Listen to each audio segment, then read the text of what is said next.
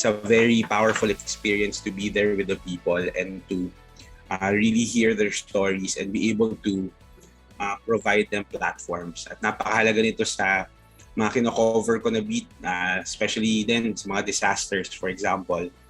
Yung mga taong nangangailangan ng tulong, yung mga taong napag-iwanan o hindi nakahatiran ng ayuda, or yung mga tao na for several disasters already, they're stuck in that cycle na hindi sila makalabas dahil nga puro short-term yung response na kapag tilamaan sila ng disaster, bibigyan ng ayuda, pero after, walang long-term plans for them. So it's very important to always be on the ground to really see and to bear witness to their experience. Direct observation is one of the most powerful tools we have as reporters, but it is often underused. Nasanay na yung mga reporters ngayon because of their very fast news cycle na, he said, she said na nga, di ba? Kukuha ka na lang from the press release. But what really makes stories interesting is yung vision eh. If you can see it, especially if you're writing, walang visuals, pero you can describe the scene and make it interesting to your readers.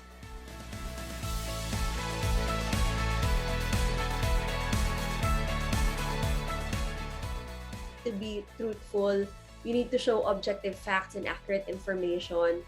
And I think with every communicator should take it upon themselves to correct misleading and false reports online. You need to be critical. You need to verify sources and data. As mentioned, during the pandemic, there were doctors who were claiming, this and that. But hindi naman sila experts, or maybe meron silang ulterior motive. Some of them maybe bayad sila ng pharmaceutical company, or may sarili silang agenda. You need to question assumptions even among experts. So when reporting about scientific information, you need to double check with the expert if you understood it correctly. Pinakamahalaga na sa journalism, aside from verification, independence, and accountability that I mentioned before, are two elements. It's fairness and accuracy. Yan lang yung dalawang kailangang elemento na paninindigan lagi ng journalist. And when I say fairness, it doesn't mean that when you interview someone, kailangan interviewin mo yung other side. Kung mahalaga naman interview mo lahat, pero you're not being fair by doing that. That's called a false equivalence. Ibig sabihin, hindi lahat ng katotohanan ay matimbang. So you have to be fair to the evidence. Ano ba yung datos? Ano ba yung mga numero? Ano ba yung pag-aaral? Ano ba yung siyensya?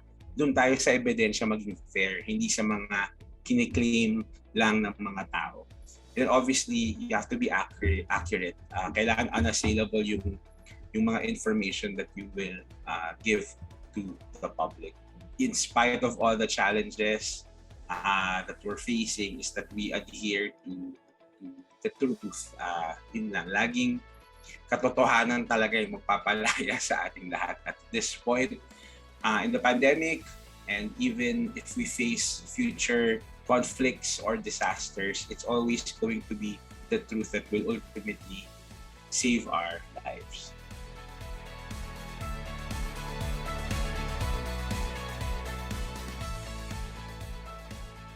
When reporting on science, highlight how the public benefits. Does this really benefit the public? How can I better package it na mas interesting? Diba? Who is your audience? There are different platforms or different audiences. If you're trying to write for mainstream media or for social media, iba yung atake mo sa TV, iba yung atake mo sa print, iba sa online, iba sa Twitter versus Facebook. You need to learn kung ano ba yung pulso ng audience mo.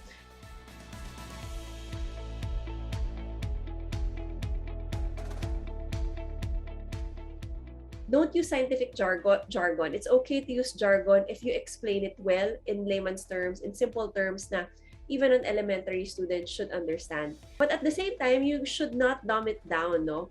Especially when it comes to science stories. What makes it interesting, I think, is the fact that it's a complex idea. And if you succeed in explaining it to an ordinary person, you've succeeded, no, as a journalist. I used to think that parang it's so hard to sell science stories. But in fact, if you are able to communicate it clearly and in a fun, creative way, the audience will come. Makita mo yung kwento ng isang kapwa mo sa kontekstong yon, mas maiintindihan mo yung storya. Long term is tend to forget figures and numbers.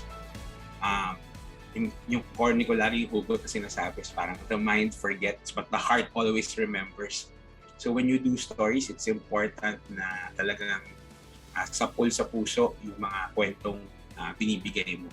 Kailangan may puso yung story mo. Filipinos, I think, are emotional readers or emotional viewers.